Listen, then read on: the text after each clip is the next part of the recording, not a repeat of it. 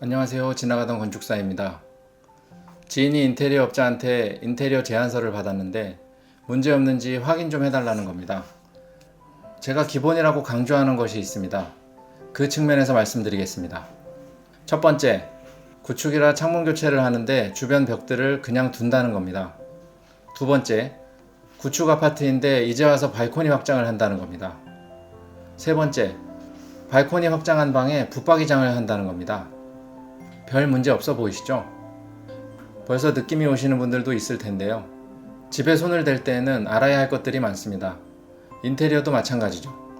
인테리어에는 법적인 부분들이 크게 없긴 합니다. 소방시설만 없애지 않는다면요. 요즘엔 공부 안 하시는 업자분들도 소방시설은 안 건드려요. 인테리어 전문가에게 맡겼으니 모든 것을 잘해줄 거라는 생각 맞을까요? 돈 주고 공사 맡기면서 내 공부까지 해야 되니? 하시겠지만 공부하셔야 하는 부분들이 있습니다. 일반적인 하자는 AS 해달라고 하면 됩니다. 하지만 단열 방수는 완전한 AS가 매우 어렵습니다. 이 영상에 나오는 얘기를 기준으로 인테리어 업자분들 거르신다면 확실히 손해를 덜 보실 겁니다. 지금까지 아무 문제 없었다고 말씀하시는 업자분들은 희박한 확률이지만 정말 꼼꼼하게 기술력으로 해결했거나 경험이 적으시거나 AS 요청을 회피했거나입니다. 몇 번 동일한 하자가 발생하면 원인을 찾아봐야겠죠. 그런데 그걸 안 했다? 잘하는 사람일 확률보다는 적당히 넘어갔을 확률이 높겠죠. 인테리어 예정이시라면 영상 내용 메모해 두셨다가 업체 미팅에서 한번 확인해 보시죠. 마지막에 내용 정리해 드리겠습니다. 그냥 해도 여태까지 아무 문제 없었다고 하시는 업자분들도 있습니다. 정말 자신 있으신가요? 확인 안 해보신 거 아니고요. 10년 전, 20년 전에 본인이 짓거나 인테리어 한 집 가보신 분 과연 얼마나 있을까요? 보이지 않는다고 없는 게 아닙니다. 경험 정말 중요합니다. 하지만 완성될 때까지는 문제 없었습니다. 일 뿐입니다. 건축은 과학으로 자연과 싸우는 일입니다. 과학적인 분석이 뒷받침되어야 하고요. 전문가들도 지속적인 공부가 필요합니다. 끊임없는 공부가 뒷받침된 경험이 중요합니다. 틀린 거 반복한 경험은 의미 없어요. 첫 번째, 창문 교체를 하면서 벽을 그냥 두면 안 됩니다. 벽을 그냥 두면 안 된다고?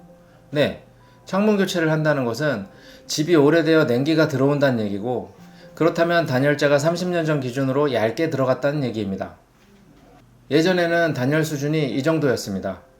단열재를 현재 기준으로 두껍게 바꿔주지 않으면 창문을 교체해도 아무 소용이 없습니다.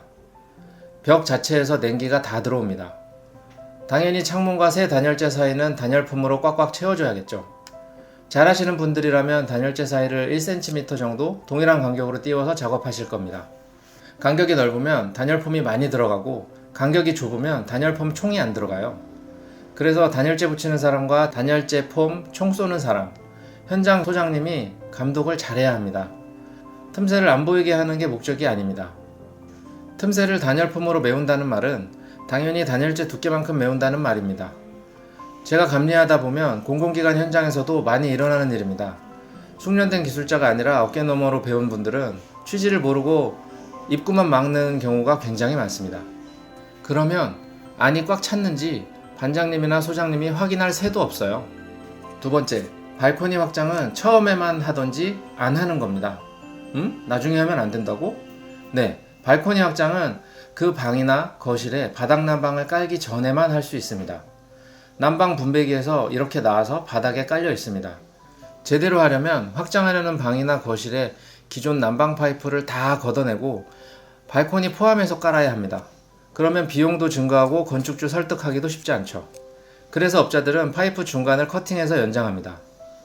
그리고 이렇게 미장하고 마감 공사를 합니다. 이 난방 파이프는 겨울에 온수가 다니기 때문에 계속해서 수축 팽창을 합니다. 그래서 바닥 마감을 걷어내면 대부분의 집이 미장 부분에 금이 가 있어요. 시공하시는 분들이 그런 성질을 알기 때문에 신축할 때는 난방 파이프를 이렇게 이음새 없이 시공합니다. 그래서 나중에 확장을 하게 되면 파이프가 수축 팽창을 계속하기 때문에 시간이 지날수록 이음새 부분에서 물이 셀 확률이 점점 올라갑니다. 부품은 시멘트로 고정되어 있고 파이프는 늘었다 줄었다 하는데 아무리 좋은 부품도 지속적인 수축 팽창을 이겨낼 수는 없습니다. 난방 이상해서 수리업체 부르고 난방 문제가 아니다, 누수다, 누수업체 불러서 바닥 마감 제거하고 나면 이음새에서 새고 있는 겁니다. 그럼 이거 어떻게 고치나요? 누수 탐지 업체에서 이음새 부분 찾아서 교체합니다. 그리고 깨끗하게 마감해줍니다. 그런데 이음새가 사라진 게 아니잖아요. 몇 년이나 갈까요? 자연은 강합니다. 아무리 시공을 잘해도 수축 팽창을 당해내지 못해요. 세 번째, 발코니 확장한 방에 붙박이장을 하면 안 됩니다. 붙박이장을 하면 안 된다고? 네, 다 안 되는 건 아니고요. 확인할 것이 있습니다. 벽 너머가 바깥이라면 벽면 주변이 환기가 잘 되어야 합니다. 아니면 그 외벽 안쪽에 결로가 생깁니다.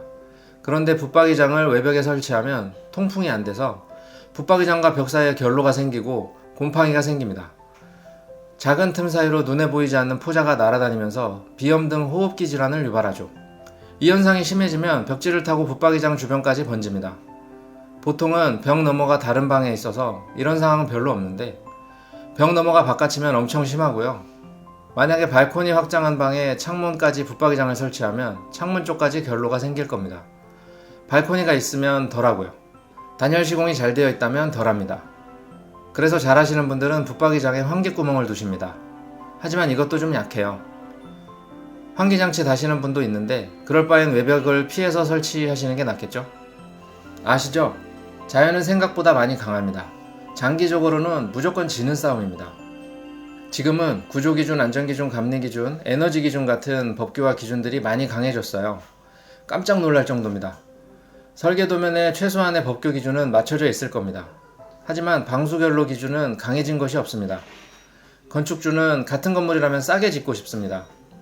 시공사는 공사비가 비싸면 이를 받지를 못합니다. 그러니 시공사는 건축주가 중요하게 말하는 부분을 제외하고 힘을 뺍니다.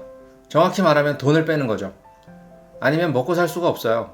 그래서 건축주는 자기가 원하는 중요한 부분을 정확하게 말하고 해당 부분을 시공할 때 참관하는 것으로 계약서에 기재해야 합니다. 옵션이 생기면 공사비가 올라갈 겁니다. 현실적으로 어렵다고 할 수도 있습니다. 그렇다고 내 돈 들여 짓는데 손 놓고 있을 수는 없잖아요.